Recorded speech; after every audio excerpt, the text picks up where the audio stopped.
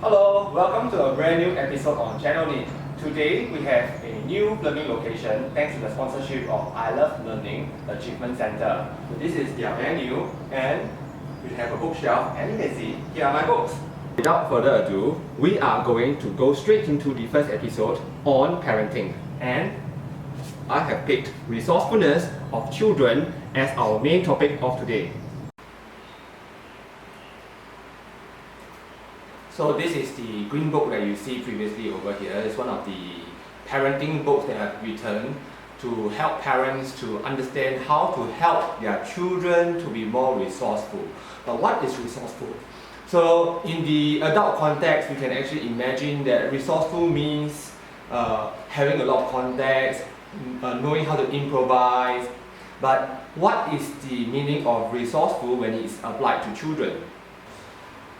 So let's use an example to discuss what resourcefulness might be. So recently there has been this joke on using a condom as a barrier during this COVID-19 period to press the lift button. So you put your fingers into a condom and then use it to press the lift button so as to avoid getting any bacteria or virus.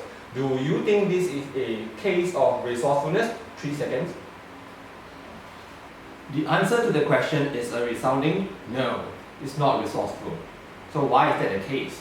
That's because when a person is resourceful, they are able to find relationships between two different things. So let's say I need to get an aircon fixed. So a resourceful person will know, okay, I can contact this person A, B, C, or I can do this. So they are able to see relationships very quickly. So using a condom as a barrier to press the lift button is not a case of resourcefulness, because all you need to do is just to find a relationship that in order for you to prevent yourself touching the lift button, you can just use a third party, which is something else as a barrier between your finger and the lift button. So anything could do. It could be a piece of tissue paper, it could be a key, or any other third party item.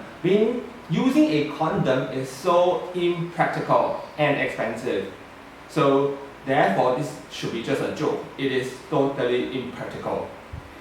However, if a child is able to think of using a condom as a barrier, then we can say that the child is resourceful, because you can expect that for children the standard is lower. However, children don't usually get exposed to condoms, do they?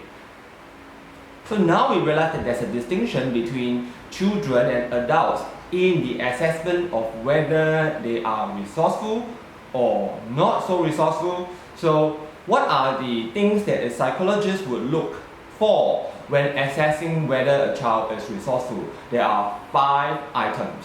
Number 1 would be, are they able to use time as a resource?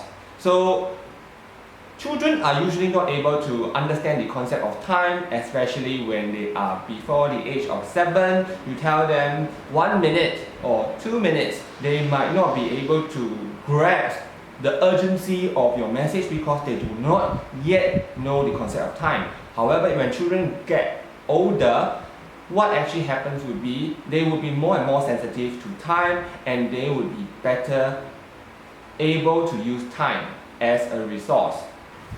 So resource number 2 is information. So is your child able to use information and knowledge? So sometimes children are given a lot of information and knowledge. Are they able to distill the information themselves and come up with the correct answer to things?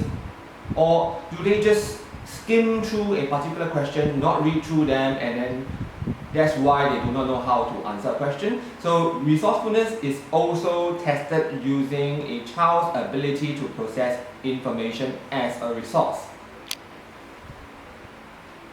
So in conjunction to this point number 2, if you want to train your child to master resourcefulness, consider teaching them how to process information, getting them to think, get them to listen as well. Point number 3 is money as a resource. So money is a very important resource in the adult world. So you need to train your child to understand how to use money and the importance of money.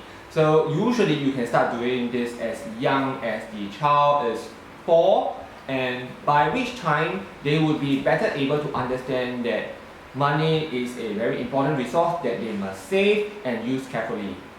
So resource number 4 is children's favorite resource, and that's people around them. So children like to ask people like parents, the domestic helper, to help them in a lot of things. So people becomes a resource that children tend to rely on. However, over-reliance on this resource makes it very difficult for them to actually develop themselves, getting them to think on their own feet. So try to encourage your children to think outside the box or think of alternate solutions. If you cannot get the domestic helper to help you to get that tin of biscuits, can you do it yourself? So before we go on to resource number 5, just a shout out to all our viewers over there that we will be producing a lot more videos in the future on resourcefulness. So the next one that's going to come up is what to look out for when you are looking to train your child in resourcefulness. So that will be coming really soon. So do watch out for it. Also, to support us in our endeavor to produce original and interesting material based on psychology for you by liking, subscribing and commenting. And when you do subscribe, please turn on the notification button so you get up-to-date information whenever we upload. And we upload very regularly. If you have noticed, it's 2 days, 1 episode. So resource number 5 is actually tools and materials. So a lot of us are very familiar with using our erasers as sumo wrestlers in the past. So children are very imaginative. They are also able to use tools and materials to do a lot of things. If you do not have a ruler, can you use something else as a replacement? If your child is able to do that, then he or she may be resourceful.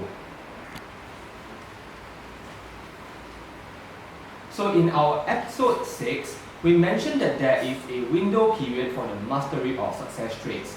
What this means is that if parents are able to train their children or at least expose them by the age of 6 on success traits, they will be better able to master all these success traits. So resourcefulness is one of them.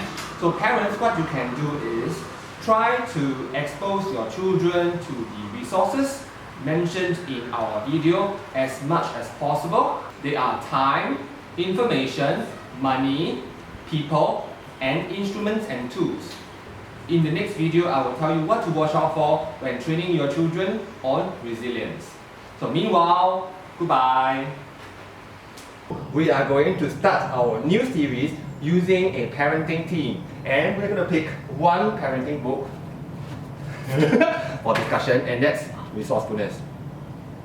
If a child is able to think of using a condom as a barrier, then we can say that the child is resourceful, because you can expect that for children the standard is lower. However, children don't usually get exposed to condoms, do they? However, children don't usually get exposed to condoms, do they?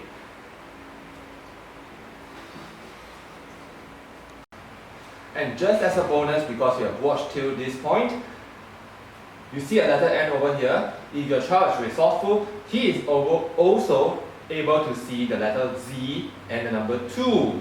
And if your child is able to do that, you can say that probably he is resourceful.